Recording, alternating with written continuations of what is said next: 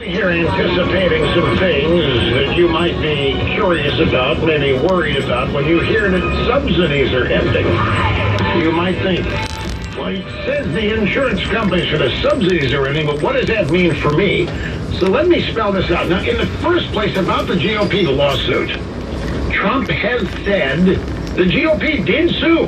They sued the government on the basis that these Obamacare subsidies, the insurance companies, were unconstitutional. And Trump has said he's not going to defend against the suit. I think it's a moot point now anyway, because this accomplishes what the lawsuit sought. Now, we're not talking about massive amounts of money here. I have a piece by a guy named Christopher Jacobs at his own website. For the time being, individuals likely will not see any direct effects from these subsidies ending. Carriers cannot exit the Obamacare exchanges mid-year. Contracts for the 2018 plan are already signed. A provision in carriers' 2017 and 2018 contracts lets them exit the exchanges if enrollees do not receive cost-sharing reductions, not if the insurers themselves don't receive them. Now, this is an important point. A provision in the carriers, the insurers, 2017, 2018 contracts, essentially with Obamacare, let them exit the exchanges if enrollees do not receive cost-sharing reductions, not if the insurers themselves do not. So the fact that the subsidies are ending does not automatically permit the carriers from leaving the exchanges. If this sounds weird, it's because it is.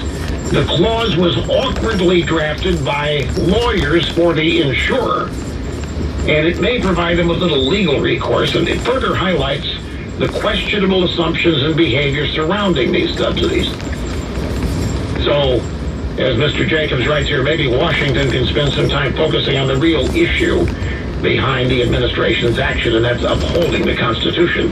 Whether, this is the thing too, I don't know if the primary mover in Trump ending these subsidies was upholding the Constitution or whether it was policy related. I hope it's a little bit of both, but I certainly hope they did what they did in part because they realized what was happening was unconstitutional. And therefore, anything that comes along to try to address this cannot likewise be unconstitutional. But the bottom line is we're not talking about massive amounts of money here.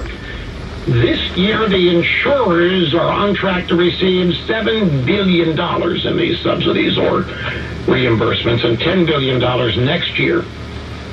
And I must say that's according to the nonpartisan Congressional Budget Office, so those numbers could be wrong. They could be totally made up. Or they could be honestly wrong, or whatever.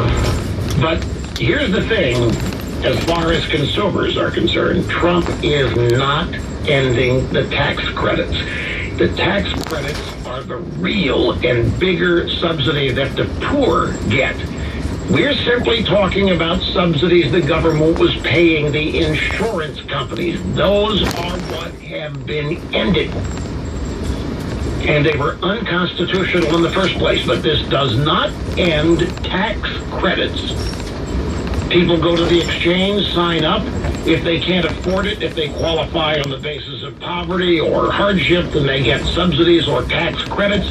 Those survive for now.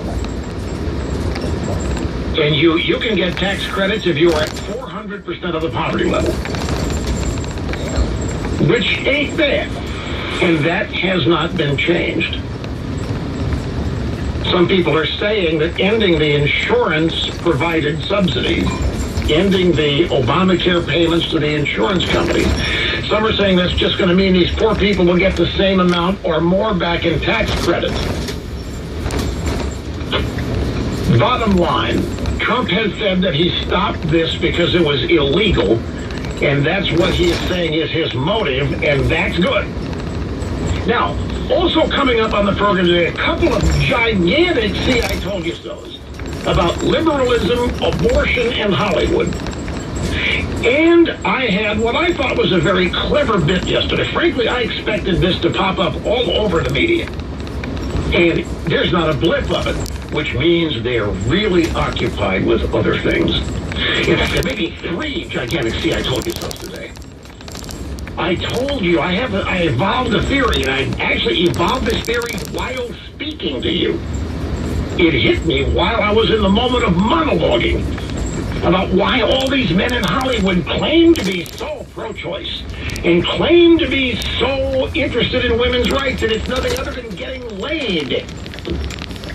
And the evidence is abundant now. I have always wondered, how in the world can all of these guys out there be this devoted to pro-choice? It hit me like a ton of bricks a couple of days ago on the program.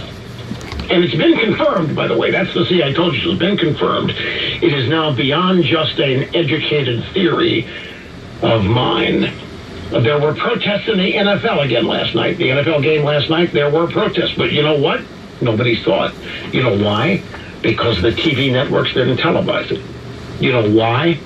Because the NFL is losing this thing, and the players are losing this thing. And there's no more power. No longer is there any strength. No longer is there any advantage for the drive-by media and the NFL and the Players Association to televise players disrespecting the anthem. The fact that they thought that was a good thing for them politically shows you how out of touch they are. There's no reason. There's no other reason why the media, the networks, and the players and the league all got together and televised all of these anthems to show all of these protests, the kneeling, the refusal to honor the flag. They thought they were relating to a majority of Americans. I'm telling you, they're warped in their view of what the American population is and who they are. And they are learning again. They learned it on election night 2016. They are learning it watching this Hollywood Weinstein story unfold. And now they're learning it. They're learning it in the economy, by the way, with public sentiment on the economy at a near record high. Consumer sentiment on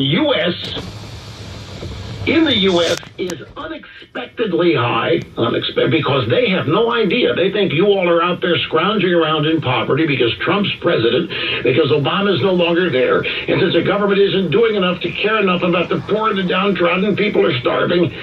They are so out of touch. The disconnect between the media and people inside the Washington bubble and the people in the rest of the country this disconnect continues to expand.